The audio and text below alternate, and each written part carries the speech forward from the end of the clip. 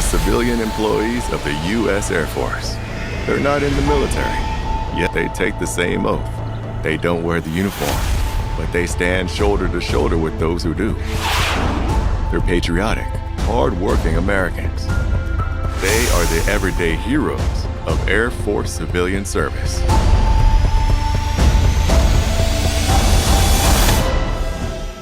Forces joined. Hi, everyone, and welcome to a very special episode of Aim Higher, Tools for Success. Can you believe it? This is our 44th episode. Special thanks to all of you who've tuned in from the very beginning. I'm Sheryl Johnson, Marketing and Brand Management Specialist with Air Force Civilian Service. And today we're diving into something that's not only critical to our mission, but deeply personal to so many of us: personal growth and advancement. It's not just a goal to strive for during your career with AFCS, it's something that's embedded from day one. At AFCS, we believe in our people, not just in the roles you're hired to do, but in the potential you bring to the team. Nobody understands better than we do. It's not the positions that give us our strength, but the people who fill them. People like you. We don't just believe in you, we invest in you too, providing training, mentorship, and career broadening opportunities. And today, you'll hear from three people who are living proof of what that investment can lead to. I could go on and on about them, but it'd be better if you heard it in their own words. And before I introduce our speakers, I wanted to remind you that just as the military has customs and courtesies, where service members refer to one another by rank and last names, civilians also follow those same customs and courtesies. So during the show tonight, you will hear us refer to one another by title and last names. Let's start with their introductions. Ms. Venters. Hi, good evening, everybody. I am Becky Venters, Chief of the Strategic Preparedness Division at the Air Force Personnel Center. My team is responsible for training, education, and development programs that support a ready civilian workforce around the world for the Department of the Air Force. I'm glad to be here. Thank you. Hey there, everyone. I'm Dr. Mark Logan. I'm the program coordinator for the Air Force's Civilian Leadership and Development School here at Air University at Maxwell Air Force Base in Montgomery, Alabama. Happy to be here. Look forward to talking to everybody. Thank you. Ms. Dycus, over to you. Hello, everybody. Good evening. My name is Charlene Dycus. I am a human resources specialist. I work for Headquarters, Department of Air Force, in A1 Executive Services. We provide human resources, advisory, recruitment, placement, and performance management to our A1 community at the Pentagon. Thank you. Thank you for those wonderful introductions. So one of the most important tools for success is training. Not training for training's sake, but training that actually leads to personal and professional growth that makes us better as individuals and more valuable to the Air Force and its mission. Dr. Logan, you work closely with programs designed to do exactly that. Could you tell us more about the kinds of training or courses available that help AFCS employees grow professionally and advance in their careers? Oh, I'd be happy to. Like I mentioned it before, we're at the Air Force's Civilian Leadership Development School, a real live brick and mortar building down here in Alabama. First, I'd like to lead off by talking about that the Air Force has the only federal government associate degree available for civilians. It's an associate degree in leadership and management. It's a fantastic program, a great incentive. It's available once you become a permanent employee. So that's usually about 2 years, sometimes 3 years, depending on how you start out. And as my boss would say, and I'd be remiss to do it, the sham wow of the program is that it's completely free for the employee. That's the core courses, the electives, the whole shebang. The other opportunities we have here at the schoolhouse is the mandatory supervisory training. Air Force is looking out for you. If you need skills that you may not have completely developed, The school is here to do that for you. And then we have another great program. Maybe you don't want to be a supervisor.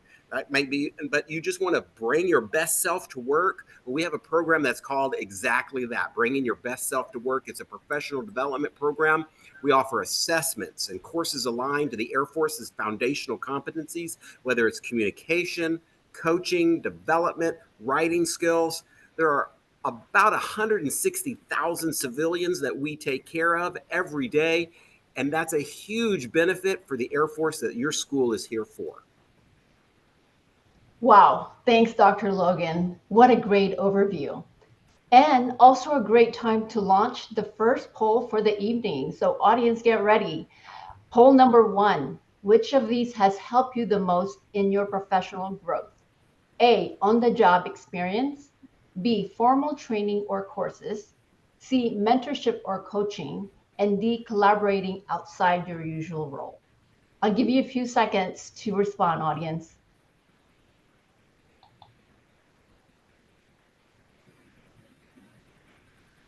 Well, it looks like 57% of you answered on-the-job experience.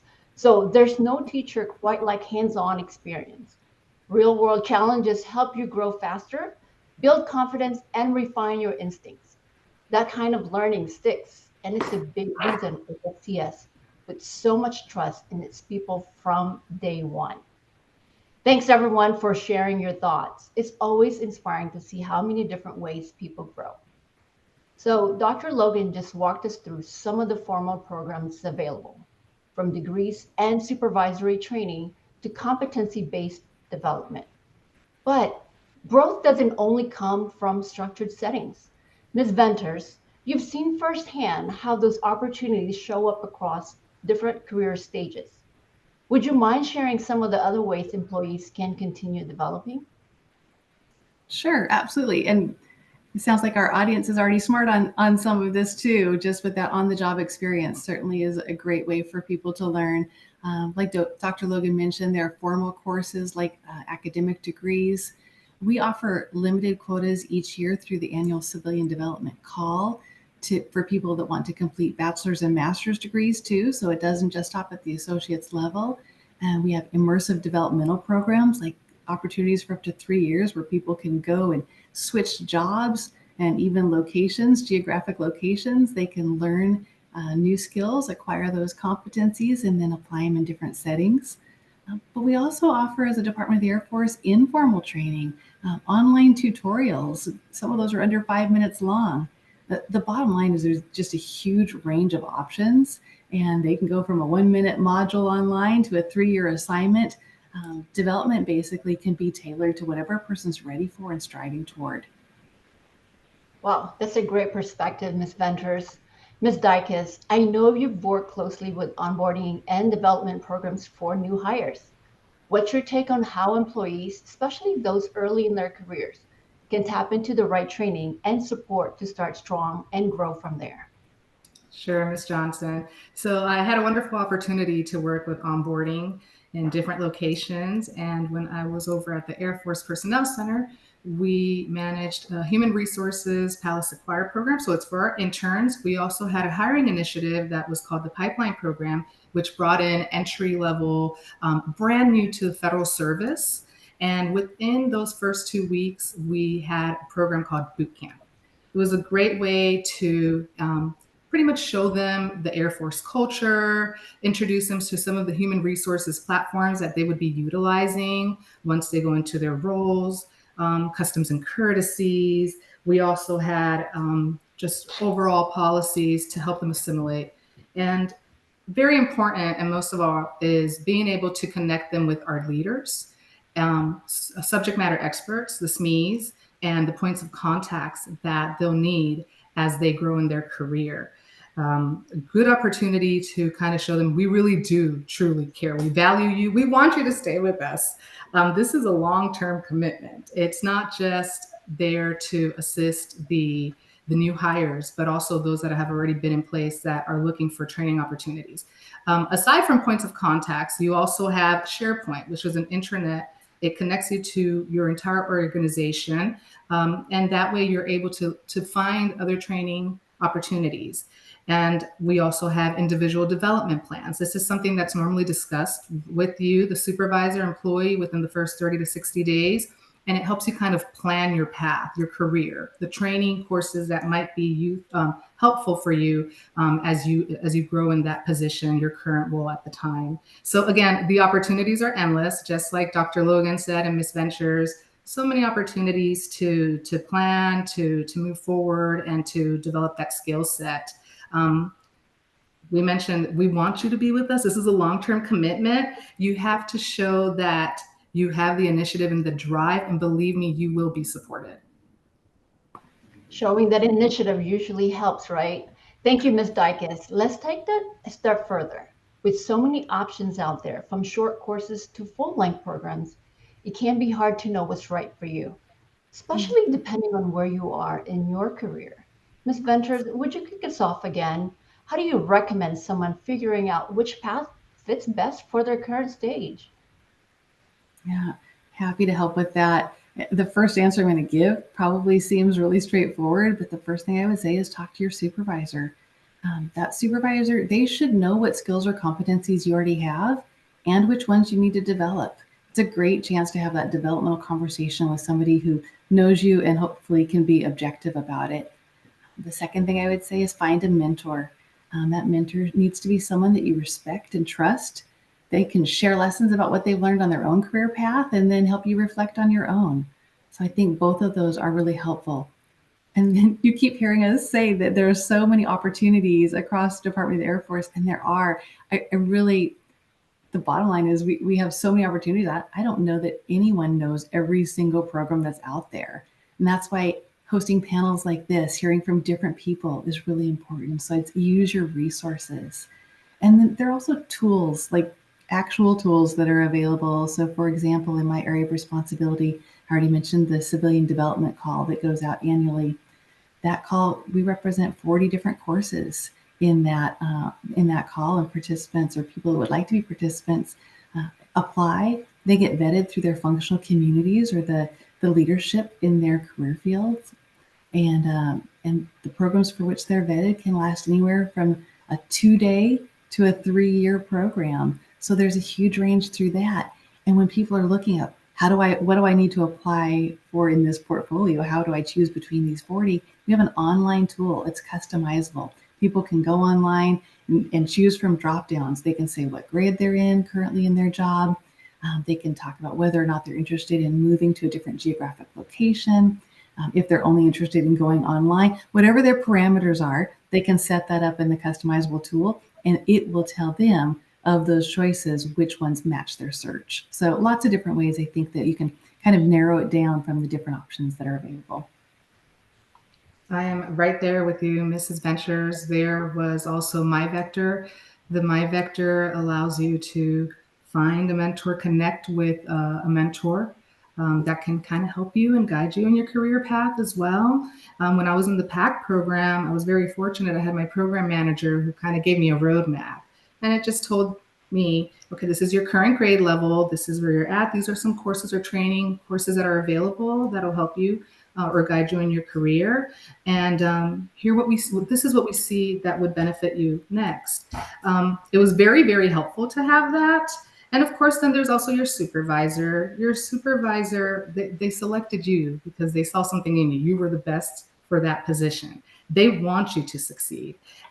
So who better than to speak to the supervisor who knows your role, who's going to understand how you fit into the organization? But it doesn't always have to be the supervisor. You also have mentors that you can find in MyVector, peers, other members, even in different career fields that might be able to help you. But definitely having those check-ins with your supervisor. We do have an evaluation system, which is DPMAP, Defense Management and Appraisal Program. And that helps you understand, it's a performance plan, so it helps you understand what's expected of you, how you're expected to perform in that role. And of course, you can have those conversations with your supervisor at any given moment if you feel that you might need more training, you might require more training, or now you're up for this challenge and you want something more, a course that might help or benefit you in your current position. I think it's jump in there, Ms. Dycus. I think that's so important that there are these processes in place. But what's really even beyond that, just working with your supervisor, and that if you were to take some of the courses that I was referring to earlier, what we like to do there is expand the individual's, if you will, their circle of trust, their circle of friends. What we do in our courses is we allow for a cohort, if you will, those individuals who are attending the class. Just because the class ends doesn't mean learning stops. We love to say that. So what we do is we create an opportunity for these cohorts of learners to stick with each other. We have SharePoints, we have discussion boards, we have areas where they can go back, share information with each other. We want to really take that learning and education opportunity to build community, larger communities outside of your organization even.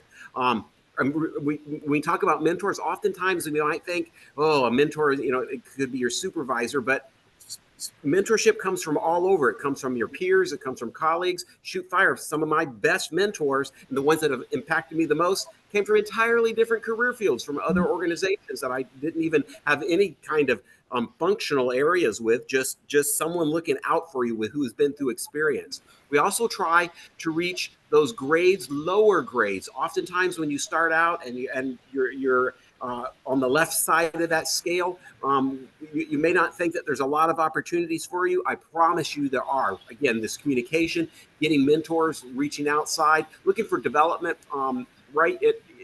It doesn't always have to be a PCS move, a permanent change of station move, or even promotions.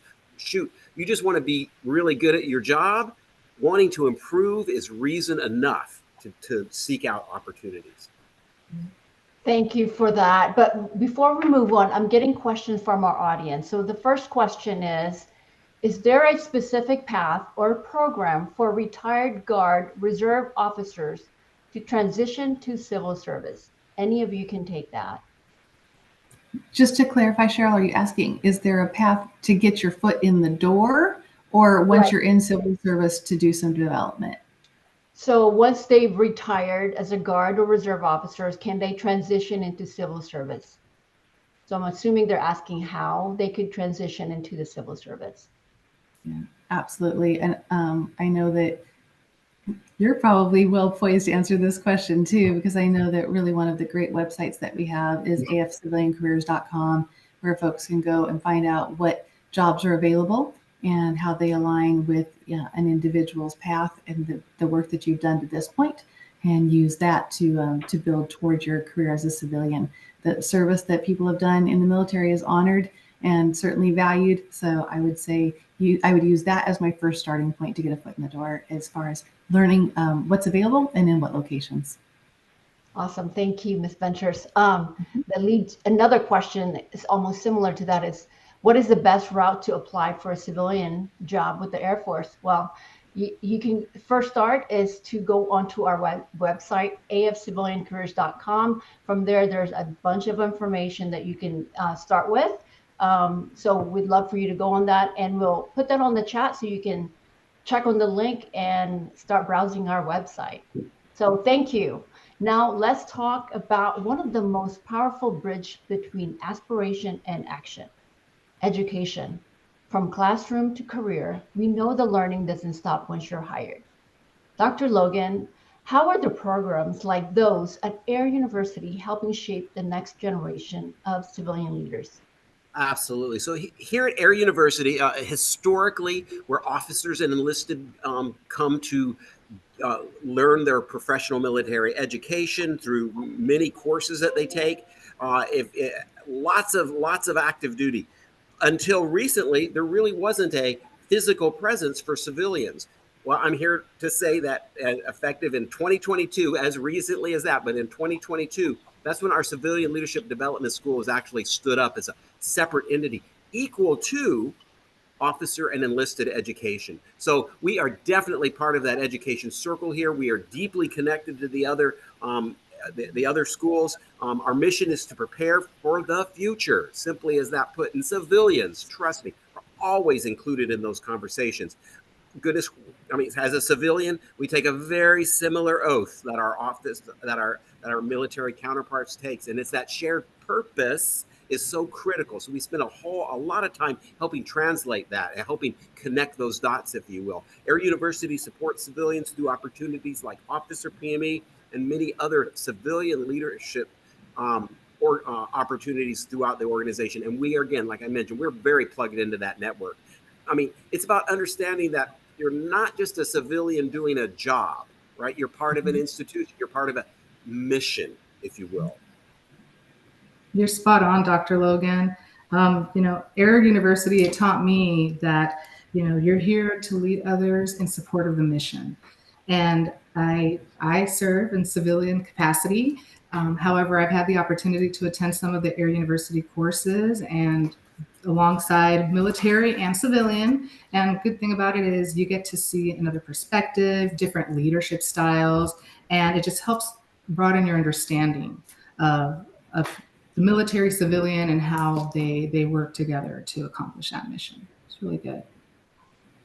Yeah, and I'll just add this. I know the question was really Air University specific, and it's a wonderful resource. We love working with our partners at the Civilian Leadership Development School and work with Dr. Logan and the crew over there a lot. So he's really the best poised to answer that question. I just want to point out that it is one of the many lanes on this super highway to leadership that we offer. So our development programs that we have at AFPC, the Air Force Personnel Center, really are built around strategic preparedness.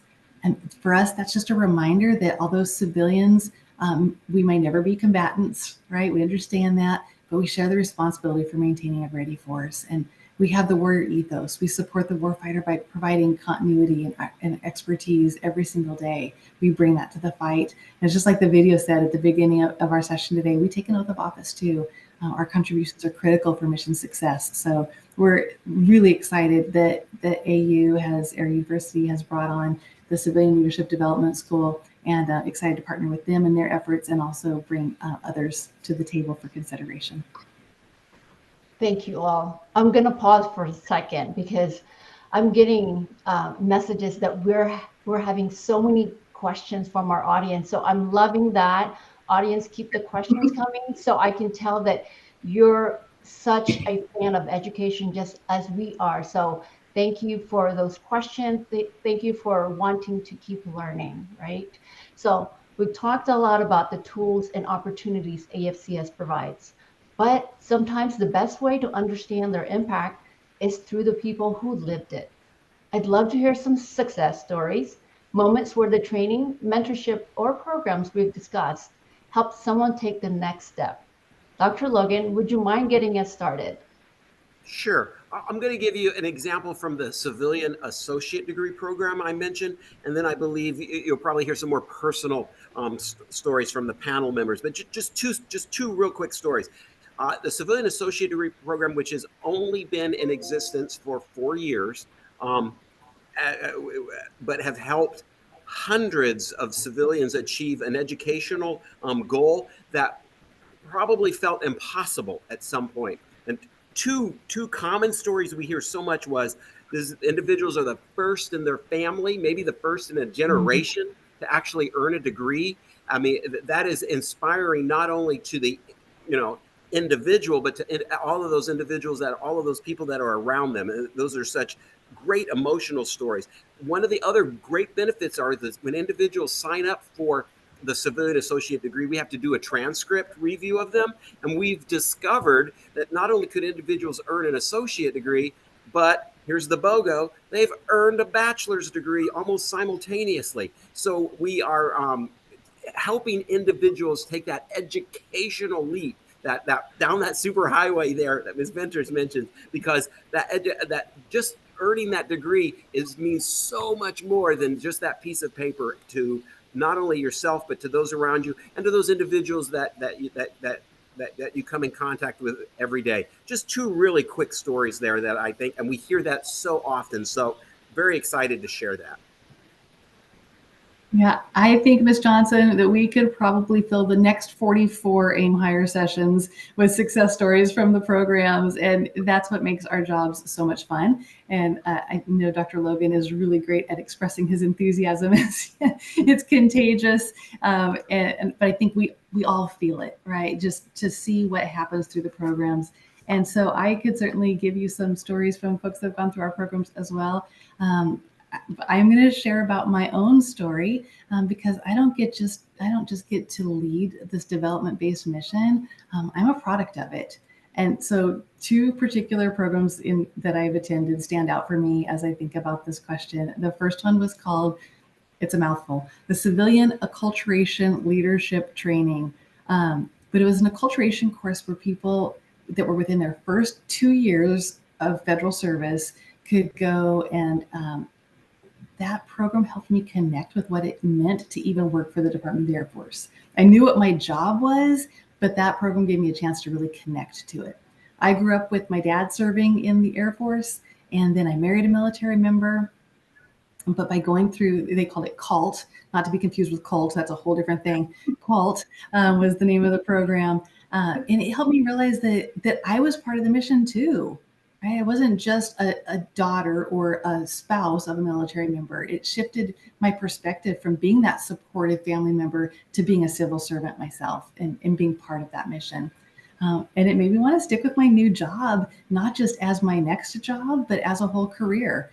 That's a big deal for someone that's used to moving around every 3 years when her husband gets orders. So that was almost 15 years ago, and I'm still here.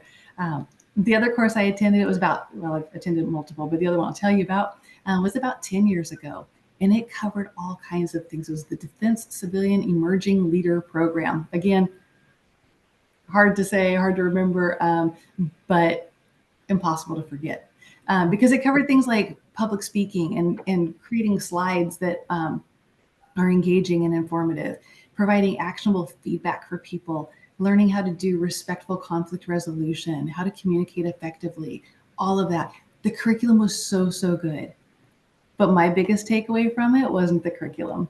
There was an assignment that we were given to get feedback from a senior leader. And I will tell you, I was so nervous to approach this senior leader. He was our division chief at the time, but he was so kind when I did. He actually wrote out a vision for me of what he thought my career trajectory could look like. And physically wrote it out, this detailed plan of where I could be in 2 years, in 5 years, in 8 years, and so on, like all the way through, and the roles that I could take on at those levels. And his vision for me far exceeded anything I had imagined for myself. I was still on that 3-year plan, and he was looking long term, and so it helped me do that too. I didn't know it then, but now when I look back at that plan he wrote out for me, because I still have it, it was like he had a crystal ball. I am right on track with what he predicted at that time. In hindsight, if I'd known he were that good, I would have asked him for lottery numbers too, but I didn't. What I can tell you for sure is that course opened the door for me to have a conversation, and that conversation changed my trajectory. Ms. Venters, thank you for that. It's such a powerful example and so personal. Thank you for sharing. Ms. Dycus, I know you've always walked a unique path with AFCS. Please share your story and how the support received helped shape your journey. Oh, absolutely. Little different. I'm an Army brat. My dad served in the military. I was a military spouse as well. I actually started my career with Army NAV services, non-appropriated fund side. And we moved around a lot. And that was always the uncertainty of knowing if I was going to have a job in the next location. And then, of course, life happens, children. So then I'm there to support not just my spouse, the kids, what's going to happen next. And it was a scary time. After 11 years with Army NAF, I moved over and joined the Air Force family. And I always say the Army's my home, but the Air Force, they're the ones who helped me develop and grow into the person that I am today. I'm very, very, very grateful for the connections, the people that I've met along my journey. Obviously, my family has always been there to support me, but not only that, the people who believed in me, my mentors, supervisors that I still speak to this day. I still call mentors and those close members that they really have become part of my family. When there's an accomplishment, I'm like, wow, I couldn't have done this without that encouragement. One thing they taught me is don't sell yourself short. Believe in yourself, and knowing that there are not just people there to help you, but programs have evolved as well. A lot of support for military spouses, a lot of programs that are there to not just help them grow their careers, but also promoting work-life balance, work-life flexibilities that allow us to continue our career path and still be successful in what we're doing. So again, they gave me the confidence and the experience that I really needed to thrive in my role. I really like that. Believe in yourself, right? If no one else believes in you, believe in yourself. So we've spent a lot of time on growth through training, but growing as a professional also means being supported as a person. At AFCS, that means recognizing the whole individual, not just the role they play.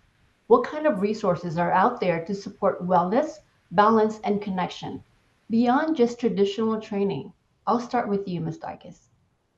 Okay, I'll go ahead, and there was one program that I joined. It was the Federal Executive Board. Absolutely loved it. There was a vetting process to it, but it allowed us to give back to the community. So it wasn't just professional development, it was leadership, it was personal growth as well. We got to collaborate with other agencies, other federal agencies, understand their mission. We created a network, we still speak to each other, which is wonderful. So it's a network across the government, different states as well. We would meet once a month, but in between, we also got mentorship sessions from leaders from different organizations that would come to share their story.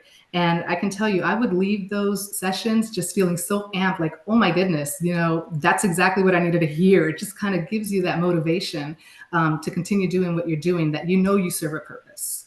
So that one took me out of my comfort zone, but it really did serve a purpose and a meaning for me. Ms. Venters? Yeah, you mentioned wellness and balance and connection. I think I would be remiss, even though we've really been on this development track in our conversation so far. I think about that we have like the employee assistance program. There's so many other benefits. Yes, absolutely. The development is certainly a strong benefit, but we have the employee assistance programs because sometimes life gets hard.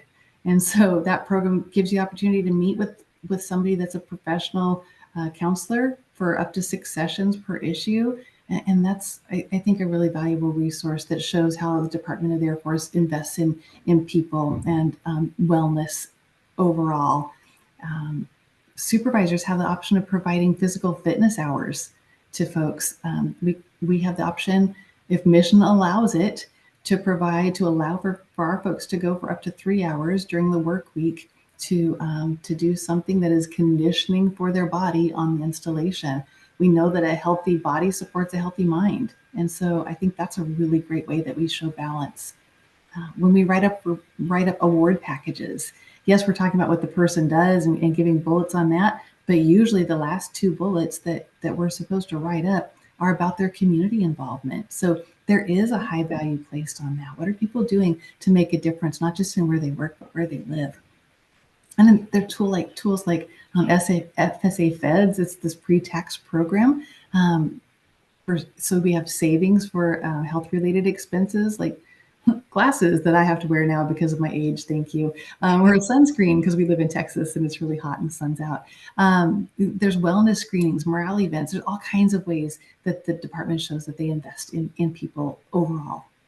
Oh, yeah. And I kind of want to jump in, if that's okay. I wanted to mention, stepping out of your comfort zone and connecting work teams. We have working groups and tiger teams. It allows you to connect with individuals still within your agency, but that might be working in a different career field team. So if you're given the opportunity to join a tiger team or a working group and collaborate, join forces, take advantage of that because you get to hear other perspectives and you also get to provide your insight. You just never know. It's a good opportunity as well.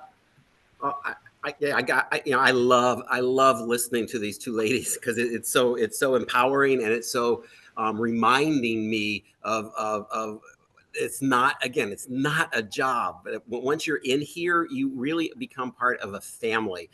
There's so much caring, and that's underscores so much of of what we do. Whether you're a civilian, an officer, you're enlisted, you're in the reserves, it's a true culture of support, not just like you said in development, but in the whole person. The opportunity we take, there's a lot of taking care of each other that you see every day, in and out, going around, and it's very emotional, it's empowering, it's exciting, and a lot of times to see that happen, right? Shoot, I've been part of this. I was born into the Air Force, I've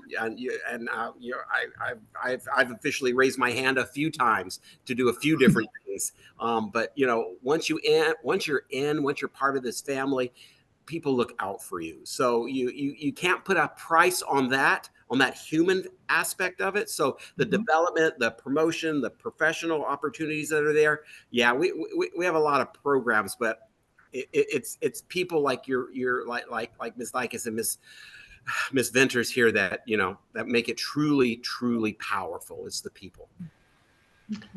Well, we love listening to you too, Dr. Logan. So that is such a powerful reminder, right, Dr. Logan? It really is the people that make all these programs matter. I'd love to stay with that idea for a moment. This sense that we're supported not just as professionals, but as a whole people. Ms. Dycus, I know that the theme shows up in some of the leadership development, the work that you've been part of. Could you share more about that? No, yeah, definitely, most certainly. There was one course that I remember. It was Mindset of Leadership. It was really great. They told us, do not bring your laptops, leave your laptops at home, come as you are, just bring yourself. And I was like, oh my goodness, okay, I was still fairly new into my position. I wasn't supervising anybody, so I wasn't sure if this was for me. But the one thing that I learned and what it was meant to do is overcoming those personal challenges, the importance of believing in yourself, as I mentioned earlier, believing in yourself so that you can lead and inspire others as well. And I think that just taking that early on in my career, it helped me understand that purpose and how I would be able to help others along the way. I actually still have all the course material. I still use it. I thought it was absolutely wonderful. Okay, Ms. Dycus, that is not the first time I've heard you talk about that class, and every time you do, I get jealous because I want to go to the class, I want to learn the things, I want to have the materials. It's a great example. We have other kinds of support too. Again, I'm kind of veering off on a different way of thinking, but it's like MaxiFlex, right? That's a workforce flexibility we have that absolutely supports the whole person. As supervisors, we have the opportunity to give people a flexible work schedule. So they may work of the 10-day pay period, they may work 9 longer days and they get the 10th day off or get to leave early on the 10th day. As long as it's approved ahead of time and you have a MaxiFlex option, it's a great way to manage commitments without dipping into your leave. We have programs like civilian tuition assistance where folks we actually help them fund their degrees, and it can be at any level as long as it's higher than the level the person has already attained. But they're doing it on their own time. So they get more flexibility with that, and we help fund it. We do a lot of different morale building things, team lunches, even just a quick gathering. Our directorate every morning, not every morning, wow, that would be a lot. But twice a week, we have this thing, it's called Morning Muster. And we log on, it is 15 minutes at the most, twice a week, where people get on and they share important updates. It might be about executive orders or changes in something going on at work. And we also share a few laughs, but it's all about sharing those things and showing up as a whole person, not just the job title. Yeah. I'll go ahead and add to that, Ms. Ventures, team building events. And I mean, that really helped a lot, especially during COVID. They might not have been in person. We could have had these team building events virtually, but just knowing that your leadership cares, that your team cares, that you have each other even during the stressful times. I think, just reset, maybe focus on a little bit of that personal interaction and get right back to it. It just really does help. Well, thank you. I want to remind our audience, our questions are coming in, right? So we love that. If for some reason we're not able to answer your questions live, we will send a follow-up email to make sure that we answer all of your questions. So thank you, audience, for all your interest and your questions. So, hearing all of this reminds me of just how much I'm learning from all of you and from others along my own career journey, which is the perfect lead into the second poll for the evening. Poll number 2, do you have a career development plan in place? Audience, I'm going to give you a few seconds to respond, okay? So select. These are the choices. Yes, and I review it regularly. B, sort of, I have some goals in mind. C, not yet, but I'd like to start. And D, what's a career development plan? So a few seconds to respond and we'll see what the audience vote.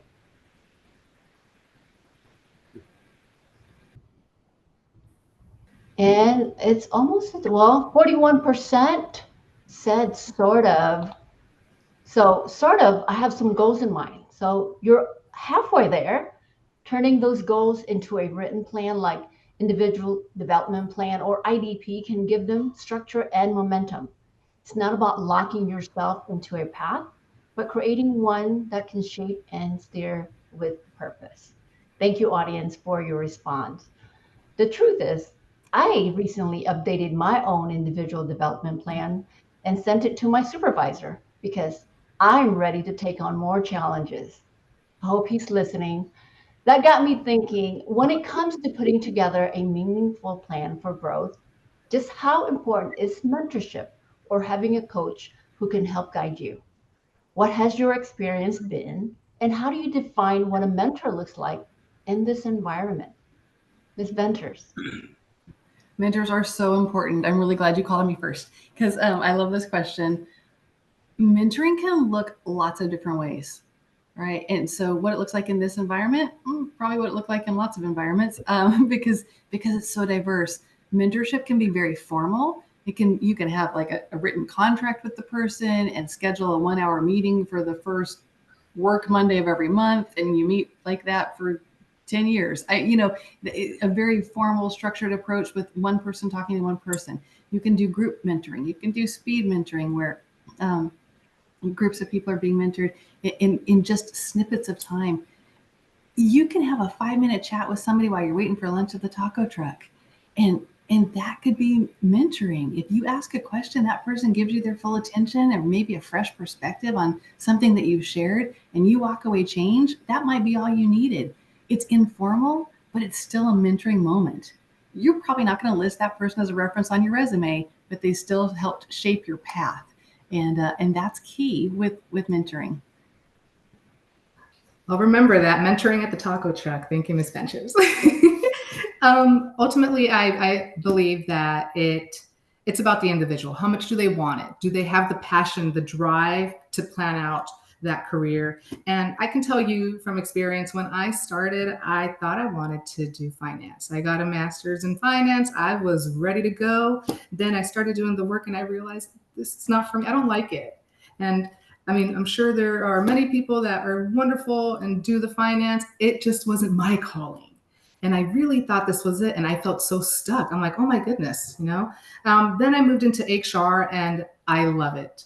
Absolutely love helping people. I love, bringing in new talent to the agency, sharing those experiences, collaborating. How can we, make this even a better workforce? With everybody here. I just wish I had somebody early on, just like Ms. Ventures and Dr. Logan said, those courses that helped, the mentors, the coaching that helped them kind of guide them, and it might not be your supervisor, but at least knowing, hey, this is not for me. That finance was not for me. HR is what I love. I still love it. And, when we have new hires, and I always tell them, here's my number, here's my contact information. I might not have the answer for you, but believe me, I'm going to find you, or at least point you in the right direction, because I remember that hunger to know more, to understand. And, that's why we have our mentors and these forums right now. Oh, I got to say, I agree with everything that, again, these ladies are saying. You can tell both of them have had significant mentors in their lives. You can hear how those relationships have helped shape who they are today and who they're giving back to. Isn't that exciting? I mean, let's talk about a win-win situation.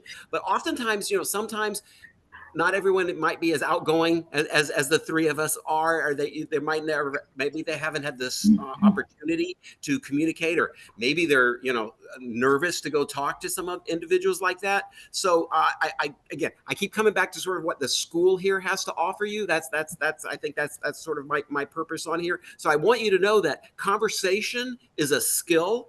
It can be learned through practice and understanding. That is what our school can help you do. We have micro learnings, just like Ms. Venters was referencing there. Sometimes it's a 5-minute little lesson. Sometimes it might be part of a much larger course, but we will help you open that opportunity and build that within yourselves, right? So you can advocate for yourselves, how to be present in those moments. So it is a skill. So if you feel like I'll never be able to do that, come on down, sign on the dotted line, if you will. We'll help you figure it out. Yeah, and I would just add, I really believe everyone is a leader in some regard. Everyone has the chance to be a mentor in some regard because someone's always watching. They're always watching. And people are going to note what you do that they respect and what they want to emulate. It doesn't matter what your grade is or your title is. You might be the one who gives someone their mentoring moment just by offering a kind word or encouragement or a listening ear or perspective. Because again, mentoring can be formal and informal. Both matter. Well, Ms. Ventures, I think I'm just gonna walk to Taco Truck tomorrow, join Ms. Dycus, and maybe we'll find our mentor. And she has one. I need to find one. So I'm gonna walk to the Taco Truck tomorrow. So find me there. So we've talked about training, mentorship, and support, but all of that feeds into something bigger, your career story. As we close out, I'd love to hear your thoughts on this last question. How should employees approach career planning with Air Force civilian service? And what are the smartest way to stay intentional about where you're going and make the most of the tools and guidance available along the way? I'll go ahead first, ma'am. I think review your plan. Review your plan. Life happens. Things happen. Life happens. There's changes. Check in with your supervisor, your mentor, your network, your peers. It's very important. Like I mentioned earlier, when I started, I was doing finance, and then I had to change everything once I realized it was not my calling. So make sure that the passion is still there. I think that's very important. And if you have that passion, are you still on track? If you're not, then maybe you need to adjust. That's why we have the IDPs, individual development plans, so that we can reassess, and then maybe we can execute a new plan that works for you or your intended outcome. Just some things to consider. Exactly. If you don't want to stay where you are, first identify where you are and where you want to go. You can't map a path out if you don't know those 2 points. So I would start with that. And then stay flexible. Your ideal job might not even exist yet. I'm not even saying like it might not be available for the person that was asking earlier, how do I get my foot in the door, to get into civil service? Like maybe there's not a vacancy in your area yet. I'm saying like it might not even exist at all. You remember that leader I told you about? I was so nervous to meet with him for my class. So nervous to talk to him those years ago. He asked me what I really wanted to do. And so I told him. And what I didn't realize at the time was that the job I was describing didn't exist in the Air Force. And so here I'm describing this great job that wasn't a thing. But guess what? It exists now. It's the job I have. So know your values, know your interests, and then seize the opportunities that come your way. And also just remember, every single day is an interview. Your performance matters. What you bring to the table matters, not just in the work, but in your attitude. You might be able to ace a formal interview, but if you've been difficult to work with for the last 5 years, that's what people are going to remember. Look, I just feel so lucky to be in the presence of these two ladies. They're transformative, their experience, their knowledge. Trust me, I'm taking notes. That's why you don't see my hands so much. I'm taking notes furiously down here. So they're right? They're absolutely right. The story begins with you, right? Ask questions.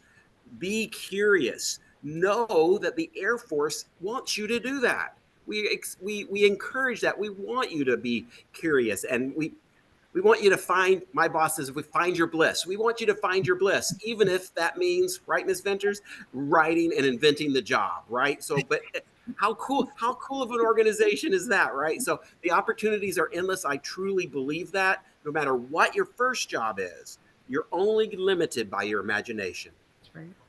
Yeah. And we've talked about mentorship. I want to go back to that just briefly. When you choose a mentor, choose them intentionally. Like, I know we're joking about the whole taco truck thing, but you never know where you're going to run into somebody or where you're going to observe somebody that you respect. Find someone that's really a fit for the guidance you're seeking. I had someone ask me once to be their mentor, and I said, tell me more about that. How did you choose me? What are you looking for? And she said she just really wanted help balancing her workload and motherhood. And it was so great she shared that, because I was able to say, I'm not your person.